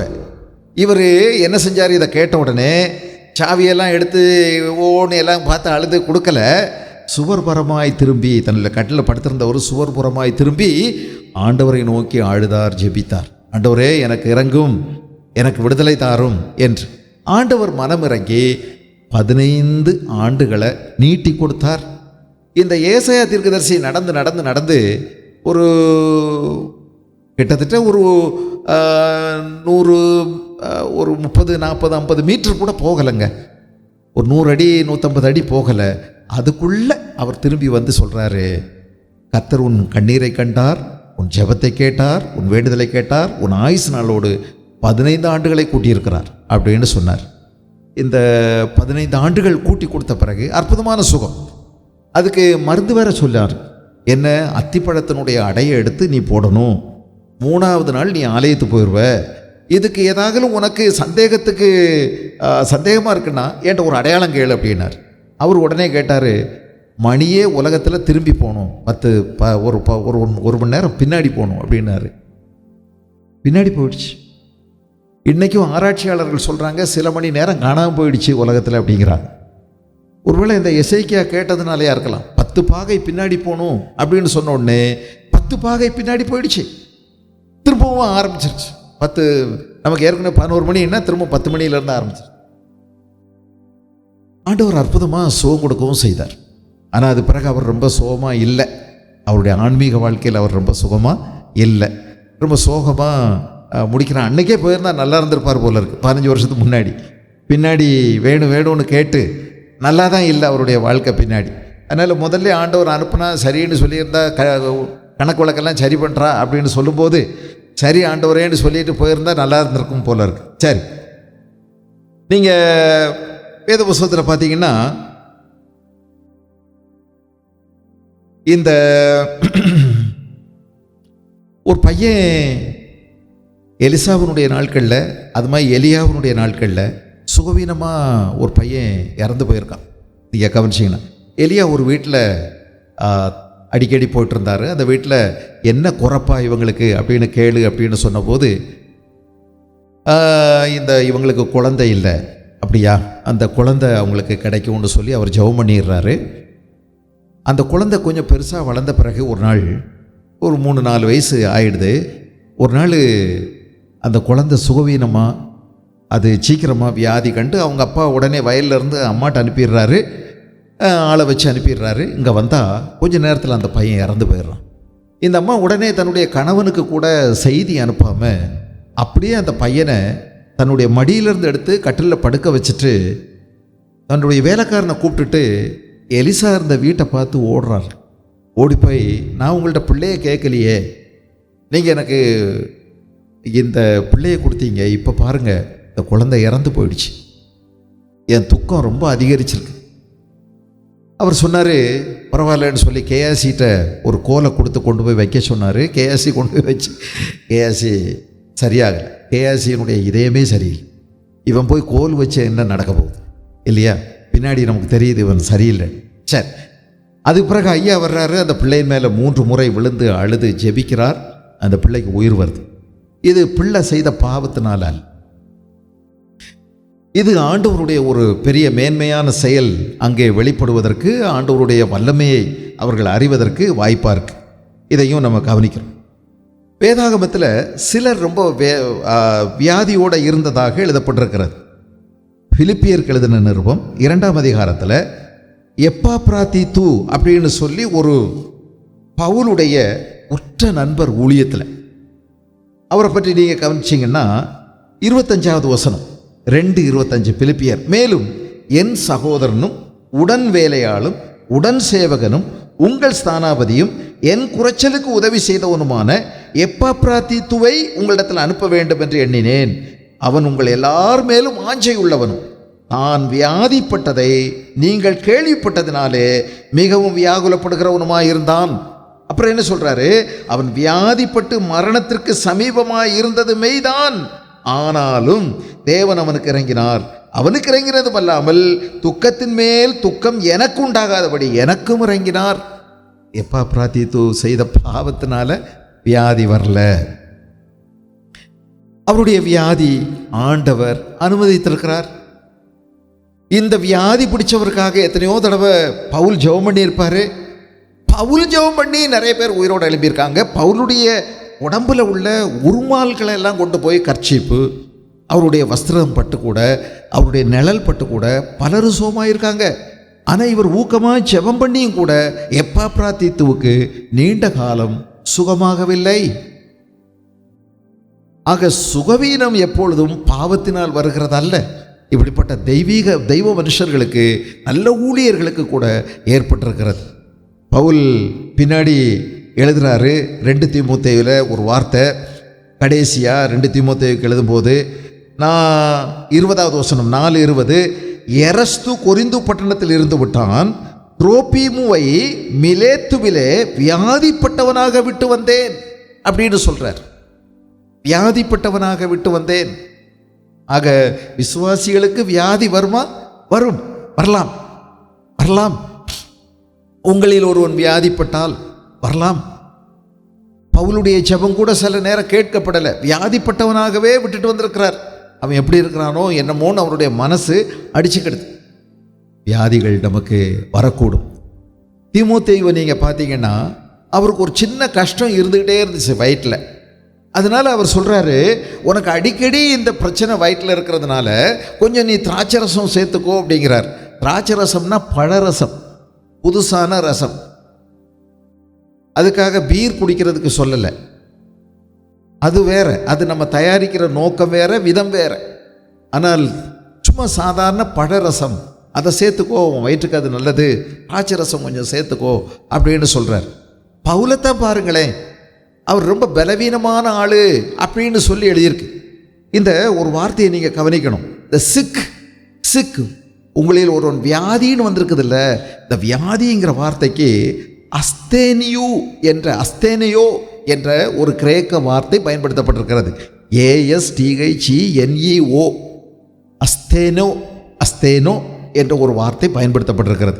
இந்த அஸ்தேனோங்கிற வார்த்தை புதிய ஏற்பாட்டில் மட்டும் 33 தடவை வந்திருக்குது. 33 தடவை. இந்த 33 தடவையில் 20 தடவை பலவீனம் என்று அது மொழியாக்கம் செய்யப்பட்டிருக்கிறது. வீக்னஸ் பலவீனம் என்றும், பாக்கி உள்ள 13 முறை வியாதி என்றும் மொழியாக்கம் செய்யப்பட்டிருக்கிறது. உங்களுக்கு புரியுதா? பலவீனம்னும் வருது, வியாதின்னும் வருது. வியாதின்னு 13 தடவை புதிய ஏற்பாட்டில் போட்டிருக்காத மொழிபெயர்த்திருக்கு. ஆனால் 20 முறை பலவீனம் என்று சொல்லப்பட்டிருக்கிறது. நம்முடைய சரீரத்தில் நம்ம பலனற்று போகிற ஒரு நேரம், ஒருவேளை நம்முடைய ஒருவேளை ஏதாவது ஒரு வியாதி வந்து பலவீனப்படுத்திடுது, பலனை அரிச்சிருது. அப்போ இதுபோல் கரையாக அரைக்கிற மாதிரி சில நேரங்களில் நமக்கு வியாதி ஏதாவது ஒரு அரிப்பை கொடுத்து, சிலருக்கு பல்லில் புழு வந்து அரிச்சிருது இல்லைங்களா, ஏதோ ஒன்று அரிச்சிருது. அது மாதிரி பலவிதமான முடியில் வியாதி வருது, எல்லா இடமும் வியாதி வருது, மூளையில் வியாதி வருது, இதயத்தில் நோய் வருது. எல்லா இடமும் நமக்கு நோய் வராத இடமே கிடையாது. எலும்பில் வருது, எலும்பு அரிக்குது, வியாதிகள் நிறைய இருக்கு. எது வேண்டுமென்றாலும் வரலாம். ஆனால் இந்த வியாதிகள் வரும்போது என்ன செய்யணும்? நீங்கள் ஜெபிக்கக்கூடாது என்பதல்ல, நீங்கள் ஜெபிக்க வேண்டும். ஆனால் மற்றவருடைய உதவியை நீங்கள் நாடலாம், ஜெபத்திற்கான உதவியை நீங்கள் நாடலாம். வேதாகமத்தில் இந்த மாதிரி ஆண்டவர் சில நேரங்களில் இந்த இந்த இந்த அஸ்தேனியோ என்ற வார்த்தை இருக்குதுல்ல, இதை நீங்கள் கவனிச்சிங்கன்னா சில இடங்களில் பலவீனம்னு போட்டிருக்குதுல்ல, அந்த பலவீனத்திலையும் சில வித்தியாசங்கள் இருக்கிறது. அந்த பலவீனம் சில இடங்களில் ஆவிக்குரிய பலவீனம், அதையும் குறிக்கக்கூடிய இடத்துல அந்த வார்த்தை போட்டிருக்கு. ஆவிக்குரிய பலவீனத்தை குறிக்கக்கூடியதாக இருக்குது. உதாரணமாக நீங்கள் கவனிச்சிங்கன்னா 1 கொரிந்தியர் 8ஆம் அதிகாரத்தில் இந்த விக்கிரகங்களுக்கு படைக்கப்பட்டதை சாப்பிட்றதை பற்றி எழுதப்பட்ட இடத்துல 7வது வசனத்தை பார்த்தீங்கன்னா, 7வது வசனத்தில், அதிலும் இந்த அறிவு எல்லாரிடத்திலும் இல்லை, சிலர் இன்றைக்கு வரைக்கும் விக்கிரகத்தை ஒரு பொருளென்று எண்ணி விக்கிரகத்துக்கு படைக்கப்பட்டதை புசிக்கிறார்கள், அவர்களுடைய மனசாட்சி பலவீனமாயிருப்பதால். இந்த இடத்துல அந்த அஸ்தேனியோ என்ற வார்த்தை பயன்படுத்தப்பட்டிருக்கிறது. மனசாட்சி பலவீனமாயிருக்கிறதுனால்.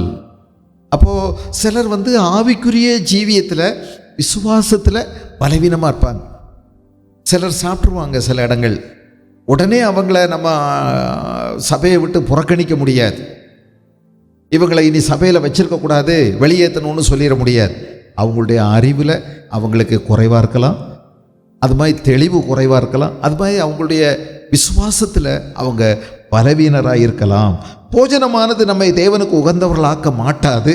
என்னத்தினாலெனில் புசிப்பதினால் நமக்கு ஒரு மேன்மையும் இல்லை, புசியாதிருப்பதினால் நமக்கு ஒரு குறைவும் இல்லை. ஆகிலும் இதை குறித்து உங்களுக்கு உண்டாயிருக்கிற அதிகாரம் எவ்விதத்திலும் பலவீனருக்கு. திரும்ப அந்த வார்த்தை பயன்படுத்தப்பட்டிருக்கிறது. அஸ்தேனையோ பலவீனருக்கு தடுக்கலாகாதபடிக்கு பாருங்கள். திரும்பவும் அந்த வார்த்தை பயன்படுத்தப்பட்டிருக்கிறது. எப்படி எனில், அறிவுள்ளவனாகிய உன்னை விக்கிரக கோயிலே பந்தி இருக்க ஒருவன் கண்டால், பலவீனமாயிருக்கிற அவனுடைய மனசாட்சி, பலவீனன் மனதளவில் விசுவாசத்தில் பலவீனன், விக்கிரகங்களுக்கு படைக்கப்பட்டவர்களை புசிப்பதற்கு துணிகரம் கொள்ளும் அல்லவா. பலவீனமுள்ள சகோதரன் பாருங்க, திரும்பவும் பலவீனன், அது அஸ்தேனையோ, பலவீனமுள்ள சகோதரன் உன் அறிவின் நிமித்தம் கெட்டு போகலாமா? அவனுக்காக கிறிஸ்து மரித்தாரே.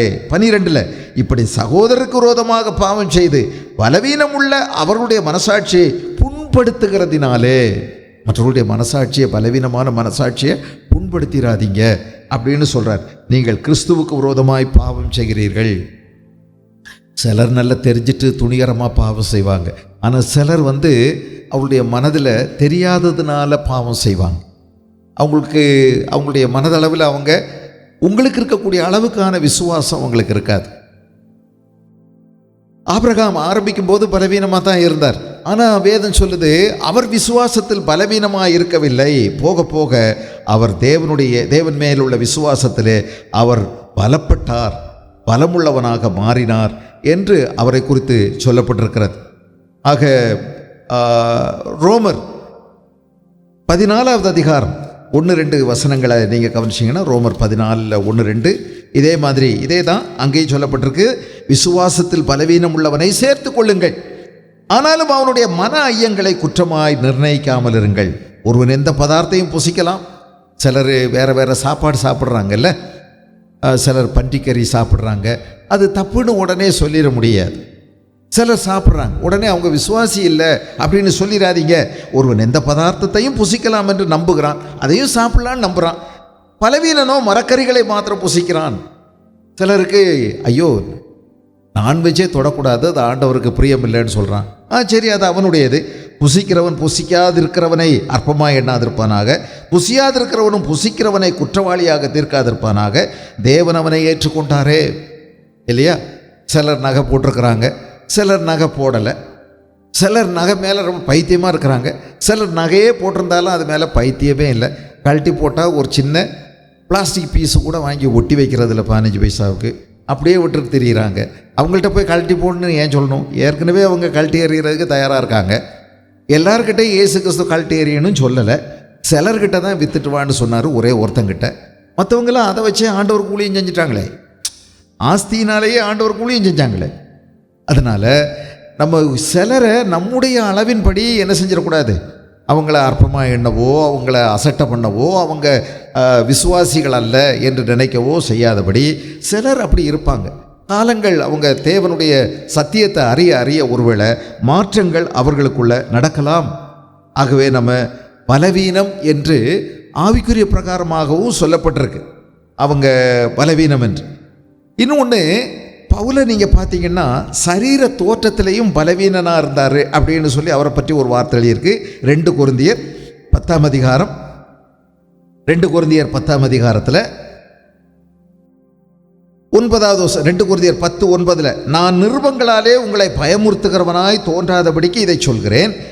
அவனுடைய நிருபங்கள் பார யோசனையும் பலமுள்ளவைகள், சரீர தோற்றமோ பலவீனமும் வசனம் அற்பமுமாயிருக்கிறது என்கிறார்களே. பவுலை குறித்து முக்கியமாக பேதுரு கூட எழுதுகிறார். அவர் எழுதின விஷயங்கள் கிரகிப்பதற்கு கூட ரொம்ப கஷ்டமானது. அவ்வளவு அறிவு சார்ந்த ஆழமான சத்தியங்களை அவர் எழுதியிருக்காரு. அவனுடைய நிருபங்கள் என்றால் கடிதங்கள், பார யோசனையும் பலமுள்ளவைகள் அப்படின்னா என்ன, ஆழ்ந்த கருத்துடையவர்கள், ரொம்ப தெய்வீக ஞானம் நிறைந்தவைகள் என்று எழுதுகிறார். ஆனால் அவருடைய சரீர தோற்றம் எப்படி? ஆனால் அவரை பார்த்தா அப்படி தெரியாது. சும்மா ஒரு சாதாரண ஆள் மாதிரி, சரியாக ஒரு பிஞ்சு போன செருப்பை போட்டுக்கிட்டு மூட்டுக்கு மேலே வச்சு ஒரு வேட்டியை கட்டிக்கிட்டு சும்மா அவர் பாட்டு தெரிவார். அவர் பார்த்தா அப்படி தெரியாது, இவ்வளோ ஞானமுள்ள ஆளான்னு தெரியாது. அது மட்டும் இல்லை, அவருடைய வார்த்தை கேட்குறதுக்கு ஒன்றும் அப்படி பிரசங்கம் ஒன்றும் ரொம்ப இல்லை. ஆனால் அவருடைய எழுத்து இருக்குது பாருங்கள், எழுத்து பேனாவுடைய நுனி அற்புதம் செய்யக்கூடியது அப்படின்னு சொல்லி அவரை பற்றி சொல்லியிருக்காங்க. பவுலும் அப்படி தாங்க இருந்திருக்கிறாரு. அவருக்கு கண்ணு வழியாக என் நேரமும் ஏதோ தண்ணி வடிச்சுக்கிட்டு இருந்துச்சோ என்னமோ, ஒரு கண்ணு சுருங்கி இருந்துச்சோன்னு தெரில. ஒரு இடத்துல சொல்கிறாரு, உங்கள் கண்ணை பிடுங்கி எனக்கு கொடுங்கன்னு கேட்டிருந்தா கூட நீங்கள் எனக்கு கண்ணை பிடுங்கி கொடுத்துருப்பீங்க அப்படின்னு சொல்கிறார். அதிலிருந்து ஒருவேளை கண்ணு ஓட்ட கண்ணாக இருந்துச்சோ என்னமோ, சொத்த கண்ணோ என்னமோ தெரியல, இல்லை அவருக்கு கண்ணில் ஒருவேளை அப்படி ஒரு பிரச்சனை இருந்திருக்கலாம். அது மட்டும் இல்லை, பார்க்குறதுக்கு லட்சணமாக இல்லைன்னு சொல்லியிருக்கேன். ஏதோ சொரிகிரி அசடு வச்சுருந்தாரோ இது இங்கெல்லாம் சிலருக்கு பாருங்கள், அங்கங்கே எப்போவும் கச்சத்துக்குள்ளே கை மடக்குக்குள்ளே எல்லா இடமும் ஏதாகலும் அரிப்பு வந்துடும். அது ஒரு 6 மாதத்துக்கு ஒரு தடவை திடீர்னு உண்டாகும், பிறகு தானாக அமரும், திரும்ப தானாக வரும். ஐயோ, இப்படியெல்லாம் ஒருவேளை சொறி சிறங்கு ஏதாகலும் அசடு வச்சுருந்தாரோ என்னமோ தெரியலையே. பாவம், அவர் ரொம்ப கஷ்டப்பட்டிருக்காரு. அவருக்கு வயிற்றில் தான் எதுவும் பிரச்சனை இருந்துச்சோ தெரில. அவரை பற்றி என்ன எழுதியிருக்கு பார்த்தீங்களா? அவருடைய சரீரத்தில் சாத்தான் எப்போவுமே குத்துகிற ஒரு விஷயத்தை செஞ்சுக்கிட்டே இருந்தான். எழுதியிருப்பாருங்க 2 கொரிந்தியர் 12வது அதிகாரத்தில், 2 கொரிந்தியர் 12வது பலவீனம்னு போட்டிருப்பாருங்க. அந்த வார்த்தை இங்கே எழுதியிருக்கு. 5வது வசனம், இப்படிப்பட்டவனை குறித்து மேன்மை பாராட்டுவேன், ஆகிலும் என்னை குறித்து என் பலவீனங்களிலே அன்றி. பலவீனம் பாருங்க, பலவீனம்னு வருது இந்த இடத்துல. சரீரத்தில் அவருக்கு ஒரு பலவீனம். அதை சத்தியமானதை நான் பேசுகிறேன். நான் மேன்மை பாராட்ட மனதாயிருந்தாலும் நான் புத்தியினன் அல்ல. ஆனாலும் ஒருவனும் என்னிடத்தில் காண்கிறதற்கும் என்னாலே கேட்கிறதுக்கும் மேலாக என்னை அற்பமாக எண்ணாதபடிக்கு அப்படி செய்யாதிருப்பேன். அன்றியும் எனக்கு வெளிப்படுத்தப்பட்டவர்களுக்குரிய மேன்மை நிமித்தம் நான் என்னை உயர்த்தாதபடிக்கு. 7வது வசனம், என் மாம்சத்திலே ஒரு முள் கொடுக்கப்பட்டிருக்கிறது. முள் கொடுக்கப்பட்டிருக்கிறது. என்னை நான் உயர்த்தாதபடிக்கு அது என்னை குட்டும் சாத்தானுடைய தூதனாக இருக்கிறது. எப்போ பார்த்தாலும் இவருக்கு ஒரு கஷ்டம்ங்க. இந்த லூக்கான்னு ஒரு வைத்தியர் கூடயே இருந்தார் தெரியுமா? அவருக்கு ரொம்ப சரியான, அவருக்கு இந்த பேஷண்ட்டை பார்க்குற வேலை சரியாக இருந்திருக்கும் போல இருக்கு. இந்த பவுலுங்கிற பேஷண்ட், அவருக்கு வேறு வெளியிலேருந்து பேஷண்ட் கிடைச்சாங்களோ இல்லையோ, இவரை போட்டு பாடு பார்க்குறதே அவருக்கு போதும்னு ஆயிருக்கும். அவர் கூடயே இருந்தார் நிறைய நேரங்களில். வைத்தியனாகிய லூக்கா எதுக்கு இவர் கூட வச்சுக்கிட்டாரோ தெரியல. மாப்பிள்ளை நீங்கள் என் கூட வந்துடுங்க, எப்படியாவது பரவாயில்ல, எப்படியோ நம்ம சமாளித்து சாப்பிட்டுக்கிட்டு எப்படியோ திரும்பி வந்துடுவோம், நம்புங்க என்ன அப்படின்னு சொல்லி கூட்டிகிட்டு போயிட்டாரோ என்னமோ. அவருக்கும் பவுல் மேலே ரொம்ப பிரியம். அவர் ஒரு சரித்திர ஆசிரியர் வேறு. அவர் ரொம்ப நுணுக்கமாக எல்லாவற்றையும் குறிப்புகளை சேகரிக்கிறவர், தகவல்களை சேகரிக்கிறவர். அவருக்கு அதில் ரொம்ப பிரியம். கூட நடந்துட்டாரு. ஆனால் அவருக்கு போதும்னு ஆகிற வரைக்கும் அவருக்கு வைத்தியம் பார்த்துருக்கிறார். மருந்து மாத்திரைகள்லாம் கூட எடுத்துக்கிட்டே போயிருக்கிறார். மருந்து மாத்திரையெல்லாம் சாப்பிட்ற தப்புன்னு சொல்லாதீங்க. இயேசு கிறிஸ்துவே சொன்னார், நோயாளிக்கு வைத்தியம் தேவையான்றி பிணியாளிக்கு வைத்தியம் தேவையான்றி நல்லா இருக்கிறவங்களுக்கு கிடையாது அப்படின்ட்டார். பிணியாளிகளுக்கு அப்போ வைத்தியம் தேவை தானே. அப்போ சில சபையில் சொல்கிறாங்க, பிணி வந்தால் நீ வைத்தியமே செய்யக்கூடாதுன்னு. அவங்களுக்கு மட்டும் வயிற்று வலி வந்தால் உடனே என்ன கீரை, முருங்கைக்கீரையை நல்லா காய்ச்சி சீரகம் போட்டு குடிக்க தெரியுது. அது வைத்தியம் இல்லையா? அது வைத்தியம்னா அது வைத்தியம் இல்லைன்னு எப்படி சொல்லுவீங்க?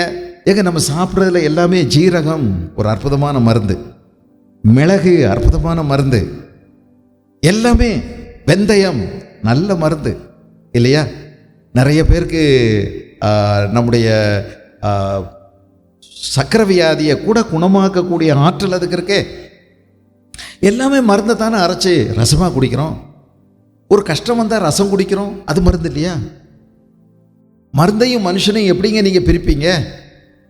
ஆண்டவர் சொன்னார், இது நீ சாப்பிட்டுக்கிட்டே இருந்தனா ஆரோக்கியம் வரும்னுலாம் சொன்னார்.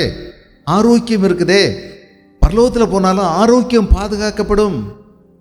சுகவீனங்கள் இல்லாமல் இருக்கும், ஆரோக்கியம் பாதுகாக்கப்படும். ஆரோக்கியத்துக்கு இந்த கனிகளெல்லாம் நீ புசிச்சுக்கிட்டே இருக்கணும், நீ பலவீனப்படாமல் இருக்கிறதுக்கு. அதனால் ஆண்டவர் சொல்லியிருக்கிறார், மருந்து தான் உணவு, உணவே மருந்து, மருந்தே உணவு. அதனால் நல்லா சாப்பிட்டுக்கணும். எத்தனை தடவை சொல்லியிருக்காங்கல்ல, நல்ல ஒரு வேளை சளி பிடிச்சா இதை சாப்பிடுங்க, ஒரு கோழி குஞ்சை நீங்கள் சாப்பிடுங்க. பாட்டி வைத்தியம் சொல்கிறதா நம்ம தெரில இல்லை. இங்கிலீஷில் ஒரு பழமொழி இருக்குது, ஆப்பிள் ஒவ்வொரு நாளும் ஒன்று சாப்பிட்டேன்னா டாக்டர் உன் பக்கத்தில் வரமாட்டார், டாக்டர்கிட்ட நீ போக வேண்டிய அவசியம் இல்லை அப்படின்னு சொல்லியிருக்கிறார் இல்லையா? நிறைய நமக்கு நல்ல சத்தான நிறைய கடலை வகைகள் இருக்கிறது, பருப்பு வகைகள் இருக்கிறது, தானியங்கள் இருக்கிறது. இவைகளெல்லாம் நம்ம சேர்த்து கொள்ளும் போது ஒருவேளை ஆட்டுக்கறியில் கிடைக்கக்கூடாத ஒரு சத்து நல்ல சுண்டலில் கிடைக்குதே. அதனால் நீங்கள் அதெல்லாம் யோசிக்கணும். அதனால் ஆரோக்கியம், இது மனுஷன் மருந்து எடுக்கிறது தவறு கிடையாது. மருந்து விசுவாச குறைவு, நீ ஆண்டவர் சார்ந்திருக்கலை அப்படிங்கிற அர்த்தம் அல்ல. ஆனால் எப்பொழுதும் உனக்கு மருந்தினாலேயே ஆண்டவர் சுகம் கொடுப்பார்னு நீ எதிர்பார்க்கக்கூடாது. சில நேரங்களில் ஆண்டவர் தான் உனக்கு சுகம் கொடுக்கணும். ஒரு மனுஷன் ஆண்டவர்கிட்ட வந்தான், அவன் கண் குருடு. அவன் என்ன நினச்சிருப்பான், ஏசுநாதர் ஒரு அற்புதம் செஞ்சால், ஒரு மருந்துகிறது செஞ்சால் பரவாயில்லன்னு நினச்சிருப்பான். ஆண்டவர் துப்பி சேருண்டாக்கி அவன் கண்ணில் பூசி அப்புறம் என்ன சொன்னார், அதனால சுகம் இல்லை, நீ போய் சீலோவாம் குளத்திலே கழுவு என்றார். அவன் கழுவுன பிறகு தான் அவன் கண் திறந்தது. அதனால் மருந்துனாலேயும் இல்லை. இதெல்லாம் நம்ம ஒரு திருப்திக்காக செய்கிறோம். மருந்தை கண்டுபிடிச்சா டாக்டருமே அந்த மருந்தை குடித்து அவர் உயிரை காப்பாற்ற முடிகிறதில்ல. அந்த டாக்டரும் செத்து போகிறாரு. ஆஸ்பத்திரியை கட்டினா அந்த டாக்டரும் அவுட்டு, மருந்து காப்பாற்றாது இல்லையா? அதனால் மருந்தினால் எப்போதும் சுகம் அல்ல. நம்முடைய சுகம் நம்முடைய பரிகாரியாகிய கர்த்தர், என் தழும்புகளினாலே சுகமானீர்கள்.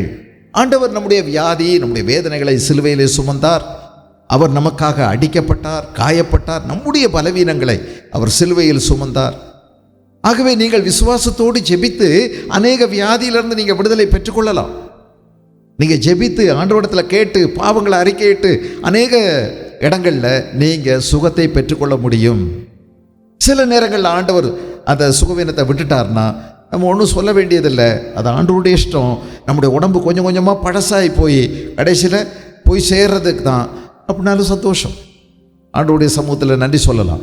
எத்தனையோ தேவனுடைய தாசர்கள் எனக்கு தெரியும், நிறைய தேவனுக்கு பிரகாசமாய் ஆண்டவருக்கென்று வாழ்ந்த மனிதர்கள் கடைசியில் மரண படுக்கையிலே நீண்ட காலம் இருந்து கூட இறந்துருக்காங்க இல்லையா? பக்த சிங் என்ற ஒரு மனுஷன் ஆண்டவருக்காக சீக்கிய குடும்பத்திலிருந்து ஆண்டவருக்காக வந்தவர், 20வது நூற்றாண்டினுடைய அப்போஸ்தலன், இந்தியாவின் அப்போஸ்தலன் என்று அழைக்கப்பட்டவர். ஹைதராபாத்தில் அவர் அநேக மாதங்கள், சில வருஷங்கள் அவர் ஞாபகம் இல்லாமல் அவர் படுக்கையிலே இருந்தார். அவருடைய மரணம் எவ்வளோ மையமையாக இருந்தது தெரியுமா? 10,000க்கும் மேற்பட்ட மக்கள், ஒரு போலீஸ் பாதுகாப்பின்றி எல்லாரும் ஒழுங்காக நின்று அழகாக பாட்டு பாடி கொண்டு போய் அடக்கம் செஞ்சாங்க. உலகமே ஆச்சரியப்பட்டது. எவ்வளோ ஒழுங்கு, எவ்வளோ கிரமம், கிறிஸ்தவர்கள் எவ்வளோ அழகாக செய்கிறாங்க. எந்த கலவரமும் இல்லை, போக்குவரத்துக்கு எந்த இடைஞ்சலும் செய்யலை. ஆனால் 10,000க்கும் மேற்பட்டவர்கள் சேர்ந்து அவருக்கு அந்த அடக்காராதனையில் ஊர்வலத்தில் பங்கெடுத்தார்கள். பக்த சிங் அவருடைய வரலாறு நீங்கள் படிக்கலாம். எங்கேயாவது உங்களுக்கு யூடியூப்பில் பக்த சிங்னு அடித்து அவரை படித்து பாருங்கள். ரொம்ப அற்புதமான ஒரு தெய்வ மனுஷன், தேவனால் பயன்படுத்தப்பட்ட வல்லமையான ஒரு பாத்திரம். தேவனுடைய அற்புதமான கரங்களில் அற்பமான மனிதர்களை எவ்வளோ ஆச்சரியமாக பயன்படுத்துகிறார். அதனால் இதெல்லாம் நிறைய நேரங்களில் நமக்கு புரியாத பல ரகசியங்களும் இருக்கத்தான் செய்கிறது, தெய்வ ரகசியங்கள். ஆனால் வியாதிகள் வரலாம். வியாதிகள் வந்தால் நாம் அதை வைத்தும் தேவனை மகிமைப்படுத்தலாம். சில இடங்களில் தேவனுக்கு மகிமையாக ஆண்டவர் காமிக்கிறாரு. நீங்கள் 9வது அதிகாரம் யோவான் எழுதின சுவிசேஷத்தில் ஒரு குருடனை பற்றி படிப்பீங்க. அந்த குருடன் ஏன் குருடனாக இருக்கிறான் அப்படின்னு சொல்லி கேட்டபோது, இவன் செய்த பாவம் அல்ல, இவனுடைய பெற்றோர்கள் செய்த பாவம் அல்ல, முன்னோர்கள் செய்த பாவம் அல்ல, தேவனுடைய நாமம் மகிமைப்படும்படி இவனுக்கு இப்படி ஏற்பட்டிருக்கிறது என்று சொல்லி இயேசு கிறிஸ்துவுடைய கண்களை திறக்கிறார். அதனால் வியாதிகள் விசுவாசிகளுக்கு வரலாம். வருவது அது எப்போதும் தேவ திட்டத்துக்கு எதிரானதல்ல. தேவ திட்டத்துக்குள்ளேயே பல நேரங்களில் விசுவாசிகளுக்கு நடக்கிறது. பவுலுக்கு இந்த வியாதி, சாத்தான் உன்னை குத்திக்கிட்டே இருக்கிறான் பாருங்கள், கொடுத்துக்கிட்டே இருக்கான். அவருக்கு என்னமோ தெரியல, வயிற்று வலியோ தெரியலை, கண்ணெரிச்சலோ தெரியலை, உடம்பு தோல் வியாதியோ தெரியலை, ஏதோ ஒன்று அது சுகமாகவே மாட்டேங்குது. இவரும் ஜெபம் பண்ணி பார்த்தார். 1 தடவை, 2 தடவை, 3 தடவை. ஆண்டவர் 3வது தடவை தான் பவுல் சொல்கிறார். எவ்வளோ நாள் இடைவெளியில் உபவாசம் இருந்து நெருக்கடி கொடுத்தாரோ தெரியாது ஆண்டவருக்கு. போராட்டம், தர்ணா போராட்டம் இருந்தாரோ தெரியாது. 3வது தடவை ஆண்டவர் கேட்டார். என்ன கேட்டார்? பால், நீ என்கிட்ட ஜெபம் பண்ணிகிட்டே இருக்கிற, நான் கவனிக்கிறேன். இது 3வது தடவை ரொம்ப உச்சகட்ட போராட்டத்தில் இறங்கியிருக்கிறேன். ஒன்று கேட்குறேன், உனக்கு என் கிருபை வேணுமா, சுகம் வேணுமா அப்படின்னு கேட்டார். அவர் புரிஞ்சுக்கிட்டாரு, உங்கள் கிருபை தான் எனக்கு ரொம்ப தேவை. அப்போ விட்டுரு, இனி ஜெபம் பண்ணாதன்ட்டார். விட்டுட்டாரு. அந்த வியாதியோடையே அவர் மரணத்தை ஏற்றுக்கொண்டார். அவருடைய கழுத்து அறுக்கப்பட்டு நீரோ மன்னனுடைய காலத்தில் கொலை செய்யப்பட்டார். அது வரைக்கும் அவருக்கு அந்த இது இருந்துச்சு, அந்த வியாதி இருந்துச்சு, பலவீனம் இருந்துச்சு. சாத்தான் அப்போ குத்திக்கிட்டே இருக்கிறான். அவருக்கு அது குத்துதலும் குடையிறதும் இருந்துக்கிட்டே இருந்துச்சு. வேதனை, ஒரு வேதனையை சுமந்து கொண்டே திரிகிறார். அதனால் தேவனை மகிமைப்படுத்துவதற்கு அது தடையாக இருக்காது. உங்கள் வியாதி தேவனுடைய சித்தத்தின் அடிப்படையில் வருகின்ற வியாதி தேவ ஊழியத்தை, தேவ சித்தத்தை ஒரு நாளும் தடுக்க முடியாது. அது நிறைவேறிக்கொண்டே இருக்கும். ஊழியத்தை தடுக்காது. நீங்கள் தேவன் கொடுத்த பொறுப்புகளை தடுக்க முடியாது, அது போய்கொண்டே இருக்கும். ஆக தேவனுடைய நாமம் நம்முடைய வியாதியின் மூலமாகவும் மகிமைப்படும். அதன் வழியாக கர்த்தரை நாம் மகிமைப்படுத்தலாம். ஆண்டவருடைய நாமத்துக்கு மகிமை உண்டாகட்டும். வியாதிகள்னாலேயும் நமக்கு பலவிதமான நம்ம சந்திக்கும் போது தேவனுக்கு மகிமையாக ஜீவிப்பதை நாம் நோக்கமாக கொள்வோம்.